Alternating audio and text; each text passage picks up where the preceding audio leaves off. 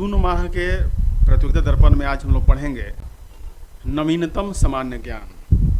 नवीनतम सामान्य ज्ञान का मतलब ये होता है कि जो बीपीएस यूपीएससी में सवाल पूछे जाते हैं तो जो नया क्या है, क्या नया लाया गया है, किसकी नियुक्तियाँ हुई हैं, जितने भी न्यू चीज़ें होती हैं उसको हम लोग पढ़ते हैं। तो सबसे पहले इसमें एक टॉपिक इसमें होता है, कॉलम होता है शब्द संक्षेप। तो शब्द संक्षेप से भी कभी कभी सवाल आ जाते हैं, इसका फुल फॉर्म क्या होता है। तो पहला शब्द है इरेडा, IREDA। इसका फुल फॉर्म होता है Indian renewable energy development agency, भारतीय नवीकरण ऊर्जा विकास एजेंसी। इसका अगर हम लोग थोड़ा सा मतलब समझेंगे यहाँ पर तो मतलब ये है रिन्यूएबल एनर्जी या नवीकरणीय ऊर्जा का सीधा सा मतलब होता है कि वैसी ऊर्जा जिससे हम लोग विनाश नहीं हो सके, जैसे सूर्य की ऊर्जा हो गई, पवन ऊर्जा हो गई, लहरीय ऊर्जा हो गई, भूतापीय ऊर्जा हो गई। ये ऐसी ऊर्जा है जो क्या होगा, कभी खत्म नहीं होने वाला है, मतलब ऊर्जा के अच्छे स्रोत हैं। तो इनके लिए एक संस्था बनाया गया IREDA, Indian renewable energy development agency. व्याख्या जान लेते हैं कि ऊर्जा के नवीकरणीय स्रोतों और ऊर्जा संरक्षण से संबंधित परियोजनाओं को वित्तीय सहायता और अन्य सेवाएं प्रदान करने वाली सार्वजनिक क्षेत्र की गैर बैंकिंग कंपनी है। ध्यान रखिएगा, यह नॉन बैंकिंग है। इसे मिनी रत्न कंपनी का दर्जा अभी तक प्राप्त था। अप्रैल 2024 में इसे नवरत्न कंपनी का दर्जा दिया गया है। इसे देश में नवरत्न कंपनियों की संख्या अब कितनी हो गई है, 17 हो गई है। देखिए इसमें कई चीज़ मिल गए। इरेडा के आप जान गए कि यह एक रिन्यूएबल एनर्जी डेवलपमेंट एजेंसी है और भारत में अच्छे ऊर्जा स्रोतों को डेवलप करने का और खोज करने का और संग्रहित करने का काम करता है। और अब यह नवरत्न कंपनी की दर्जा है जिसे अप्रैल 2024 में दिया गया था। तो ये इतना अपडेट इरेडा से हो गया। सवाल इससे आते रहते हैं।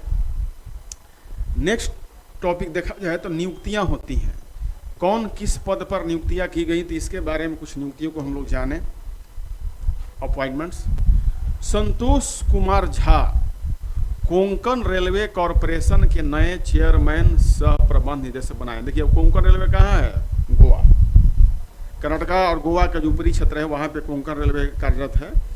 भारतीय रेलवे ट्रैफिक सर्विस IRTS के Santosh Kumar Jha Konkan railway corporation KRCL के नए चेयरमैन सह प्रबंध निदेशक CMD बनाए गए हैं।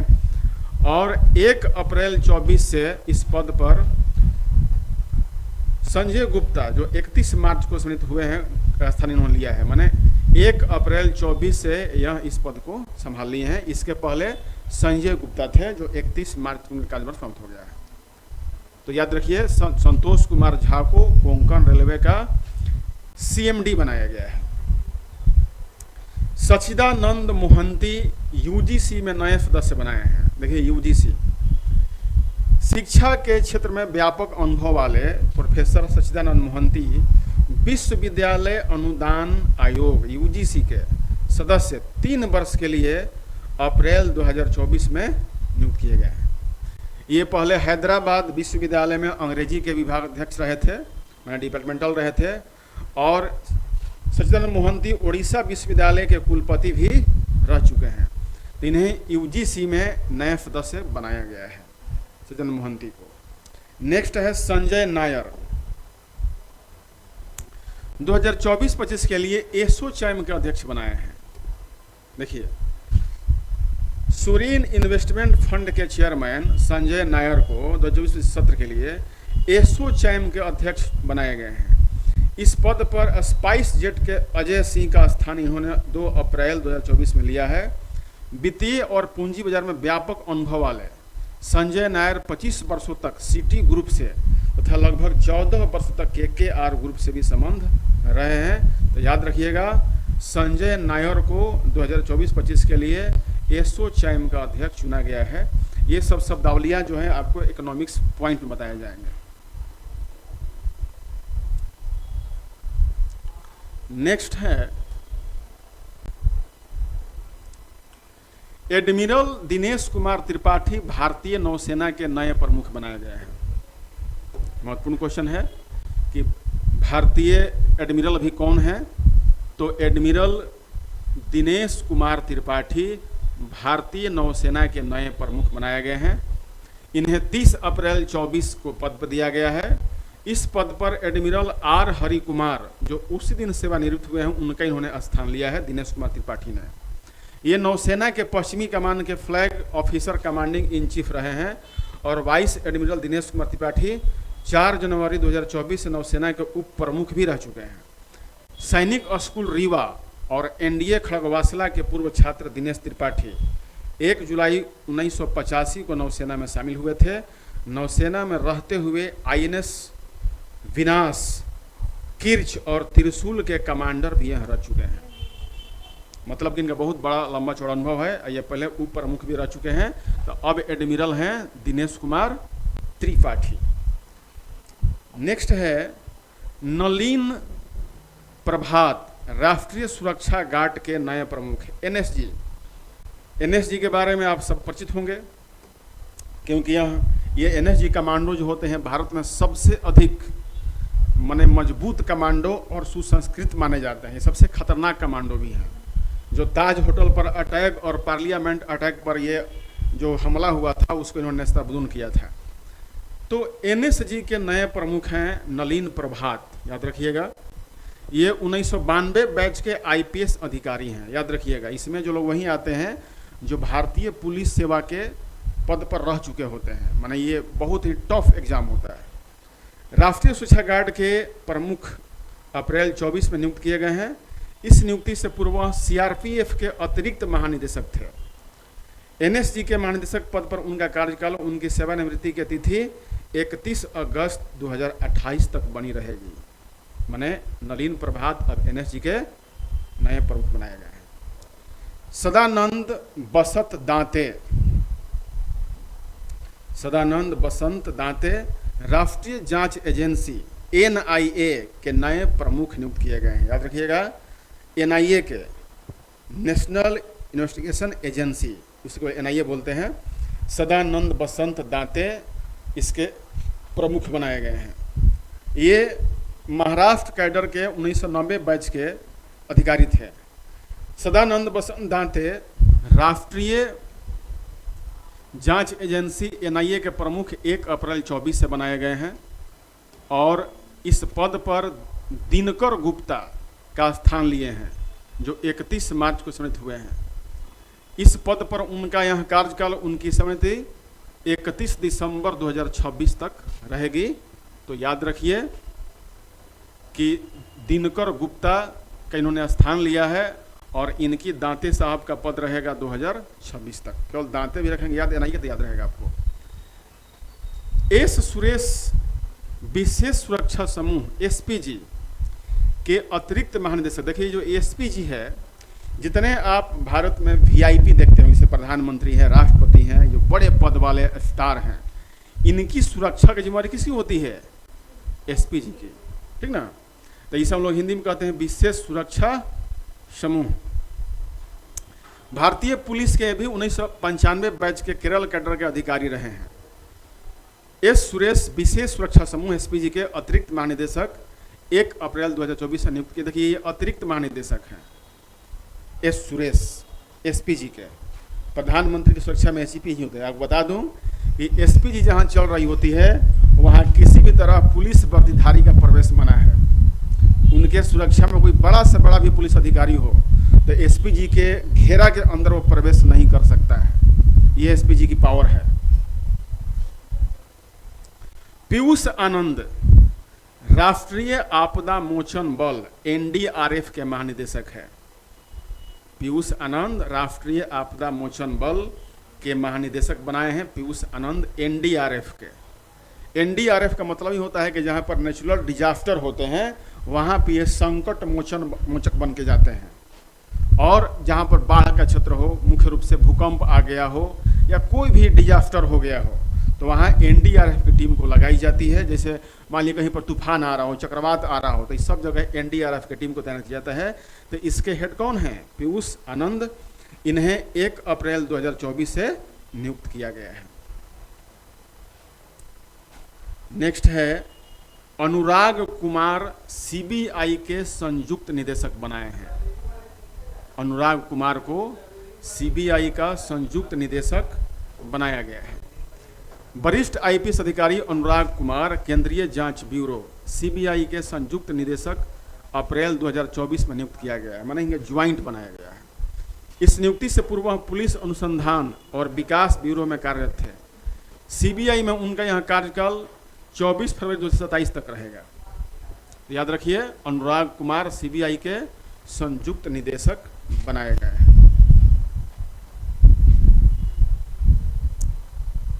अभय ठाकुर को म्यांमार में भारत के नए राजदूत के रूप में नियुक्त किया गया है। जो भारत में रोहिंग्या शरणार्थी आए हैं, कहाँ से आए हैं? म्यांमार से ही हैं। म्यांमार का पहले नाम क्या था? बर्मा।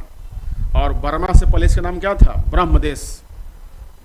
तो अब ब्रह्मदेश या बर्मा या म्यांमार के जो भारतीय राजदूत हैं वो अभय ठाकुर हैं।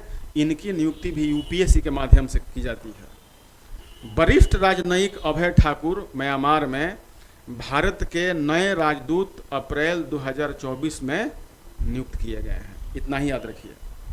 ये विनय कुमार का स्थान लेंगे जो अब रूस में भारत का राजदूत बनाए गए हैं। यह भी याद कीजिएगा कि रूस के राजदूत कौन हैं? विनय कुमार। विनय कुमार रूस राजदूत बनाया गया है। और यह भी एक याद रखिए कि लिंडी कैमरून भारत में ब्रिटेन की नई उच्चायुक्त हैं। भारत में है, मानी ये एक ब्रिटिश महिला हैं और भारत में ब्रिटेन की उच्चायुक्त हैं, एम्बेसडर हैं, लिंडी कैमरून। ये 2024 में इनको नियुक्त किया गया है, लिंडी कैमरून को।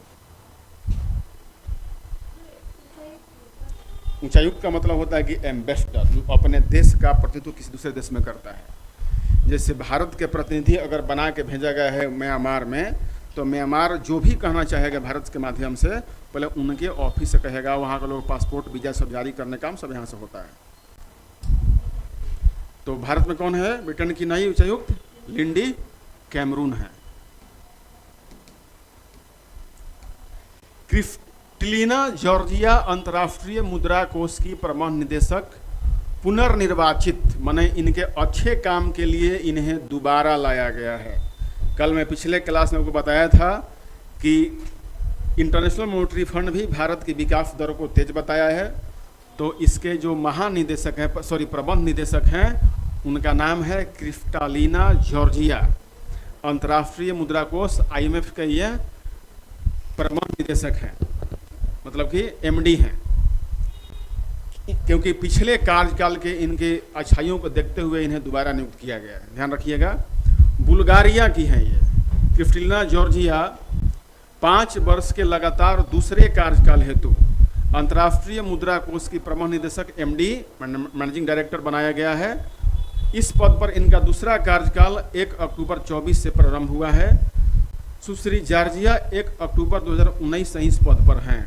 तो मतलब 2024 और 5 साल जोड़ लीजिए, 2029 तक ये IMF के MD बनी रहेंगी। आपको मैं याद दिला दूं कि यहीं क्रिस्टिना जॉर्जिया ने कहा था कि गर्व कीजिए कि आप भारत में रहते हैं, क्योंकि इस विकट परिस्थिति में भी भारत की अर्थव्यवस्था तेजी से आगे बढ़ रही थी। ये इनका ही कथन था। IMF के प्रबंध निदेशक पद पर दूसरे कार्यकाल हेतु उनका यहाँ चुनाव कोष के 24 सदस्यीय कार्यकारी बोर्ड की वाशिंगटन DC में 12 अप्रैल 2024 को बैठक में निर्विरोध हुआ था। मैंने कोई विरोध नहीं किया था। माने ये ऐसी महिला है जो चाटुकारिता करने वाली होती तो इन पर विरोध हो जाता है। बिल्कुल निर्विरोध हुआ, कोई विरोध नहीं हुआ। इससे पूर्व पहली बार सितंबर 19 में पद पर आई थी। 1 अक्टूबर 2019 से उन्होंने संभाला था। मुद्रा कोष के निदेशक बनने के पूर्व 2017 से वहाँ विश्व बैंक की मुख्य कार्यकारी अधिकारी, मतलब कि CEO भी रह चुकी हैं वर्ल्ड बैंक के। तो इनका अनुभव बहुत अच्छा है। अब अंतर्राष्ट्रीय मुद्रा कोष के प्रबंध निदेशक जो और सवाल पूछे नहीं जाते हैं, लेकिन आप देख लीजिए पता कि अभी तक कुल 12 हुए हैं और 12वां बार क्रिस्टिना जॉर्जिया इन्होंने 2 बार पद संभाला है। तो इसके पहले थी क्रिस्टिन लगार्ड, ये फ्रांस थे, और क्रिस्टलिना जॉर्जिया बुल्गारिया। याद रखने तरीका है, दोनों में क्रिस्टिन लगा हुआ है, ये क्रिस्टिन या क्रिस्टलिना है।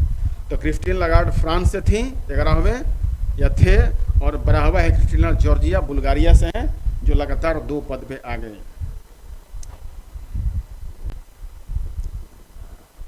अब देखिए, निघू सक्सेना बैंक ऑफ महाराष्ट्र के नए प्रबंध निदेशक सह सीईओ बनाए गए हैं।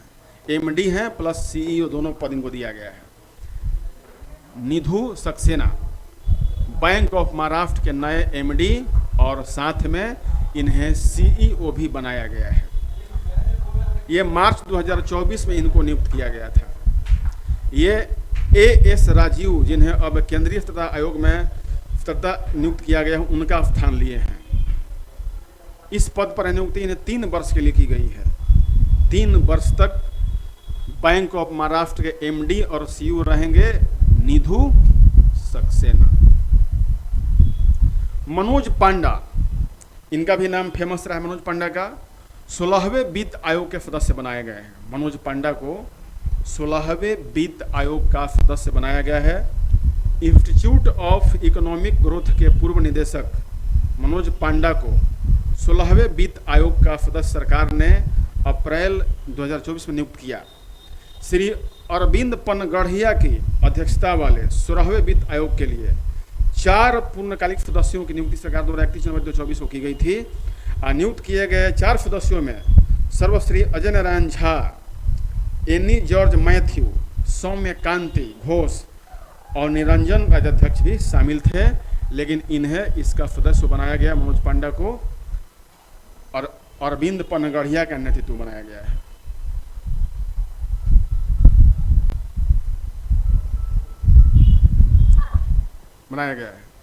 नेक्स्ट टॉपिक जो है इसमें है अर्थ ग्लोबल। तो अर्थ ग्लोबल के जो कर्मचारी हैं इनके बारे में जानिए। अर्थ ग्लोबल के कार्यकारी निदेशक निरंजन राज्याध्यक्ष ने यह दायित्व संभालने से इनकार फरवरी 2024 में कर दिया था। उनके स्थान पर अब अर्थशास्त्री मनोज पांडा की नियुक्ति की गई थी। मतलब कि पहले निरंजन जो थे कार्यनिदेशक निरंजन थे, तो अर्थ ग्लोबल में थे, पहले इनको ये पद दिया गया, लेकिन वो सदस्य नहीं बने और उनके बदले कौन बने? मनोज पांडा। उससे 16वें वित्त आयोग की पूर्ण संरचना अब लिखित है। मैंने 16वें वित्त आयोग में कौन किस पद पर है तो देख लीजिए। जरूरी है कि 16वें वित्त आयोग में श्री अरविंद पनगढ़िया नीति आयोग के पूर्व उपाध्यक्ष या अध्यक्ष रह चुके हैं। अजय नारायण झा पूर्व व्यय सचिव और 15वें वित्त आयोग के सदस्य हैं। एनी जॉर्ज मैथ्यू पूर्व विशेष व्यय सचिव के पूर्णकालिक सदस्य हैं। और मनोज पांडा पूर्व निदेशक इंस्टीट्यूट ऑफ इकोनॉमिक ग्रोथ पूर्णकालिक सदस्य हैं। और Soumya Kanti Ghosh group chief economics adviser भारतीय स्टेट बैंक अंशकालिक सदस्य रहे हैं। और ऋत्विक रंजमान पांडे IAS सचिव 16वें वित्त आयोग के अपने रिपोर्ट में इन्होंने दिया था। 31 जून 2025 तक प्रस्तुत करने को कहा गया है। इसकी संस्तुतियां 1 अप्रैल 26 से 31 मार्च 31 के लिए होंगी। मैंने 16वां वित्त आयोग जो है वो यहाँ से भी इसकी संस्तुतियां हैं 2031 तक रहेंगी, जिसको आप लोग ध्यान से देखिएगा।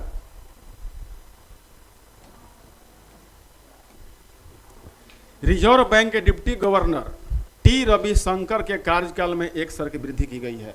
इसको सही दिमाग में रखिए कि RBI के जो डिप्टी गवर्नर है उन्हें 1 साल के कार्यकाल को और बढ़ा दिया गया है।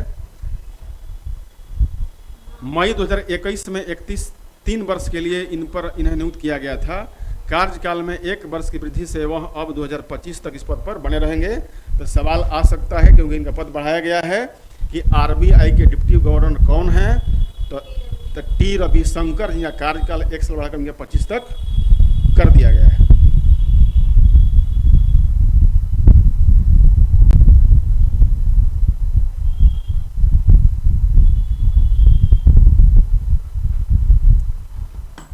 नेक्स्ट हम लोग आते हैं कुछ पुरस्कार और सम्मान को भी जानते हैं। हॉकी इंडिया के वार्षिक पुरस्कार 2023 में किसे दिया गया तो देखिए यहाँ पर।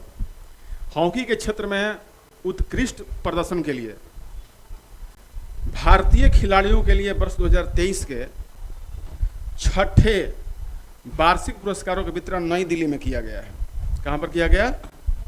31 मार्च 24 को किया गया। इसमें सर्वोच्च major Dhyan Chand lifetime achievement पुरस्कार जो 1975 में विश्व कप ट्रॉफी जीतने वाले अशोक कुमार को दिया गया था। किसको दिया गया? लाइफ टाइम अचीवमेंट का मतलब होता है कि अब ये लगातार खेल में नहीं है, लेकिन इन्होंने एक अच्छा रिकॉर्ड कायम किया था, तो ये दिया गया है 1975 के विश्व कप ट्रॉफी जीतने वाले जो अशोक कुमार थे, उन्हें यह लाइफ टाइम अवार्ड दिया गया है। इस पुरस्कार के तहत 30 लाख रुपए की राशि प्रदान की जाती है, जो इस बुढ़ापे में इन्हें बहुत राहत प्रदान कर सकता है। और वर्ष के सर्वश्रेष्ठ पुरुष खिलाड़ी का पुरस्कार भारतीय टीम के उप कप्तान हार्दिक सिंह को तथा सर्वश्रेष्ठ महिला खिलाड़ी का पुरस्कार भारतीय महिला टीम की सलीमा टेटे को दिया गया है। याद रखिए, मैंने इस वर्ष के सर्वश्रेष्ठ पुरुष खिलाड़ी कौन है? हार्दिक सिंह। और महिला खिलाड़ी कौन है? सलीमा टेटे। हॉकी का इस वर्ष के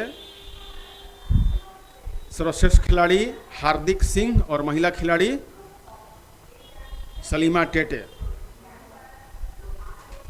बलबीर सिंह सीनियर ट्रॉफी के साथ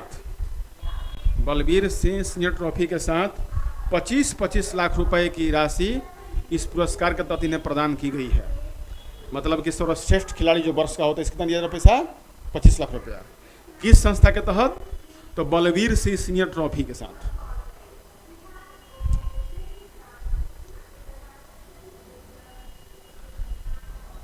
हार्दिक सिंह को पिछले वर्ष 2022 के लिए भी यह पुरस्कार दिया गया था, और 23 के पुरस्कारों में मिड फील्डर का पुरस्कार भी इन्हें मिल चुका है। माने 22 में भी मिला, 23 में मिला और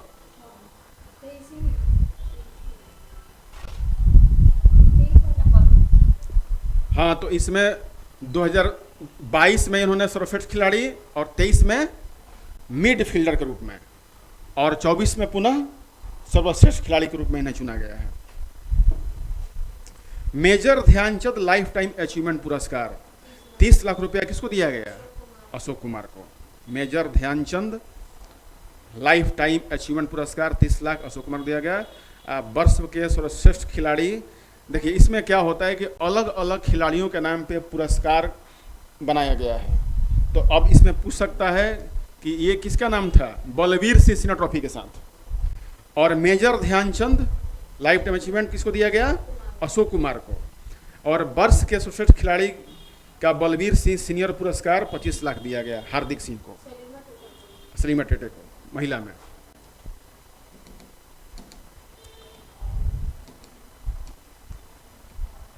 सरस्वती सम्मान 2023, ये इस साहित्य में है, देख लीजिए। मलयालम और अंग्रेजी भाषा के केरल के प्रसिद्ध साहित्यकार, किसे? मलयालम कहाँ बोली जाती है? केरला में।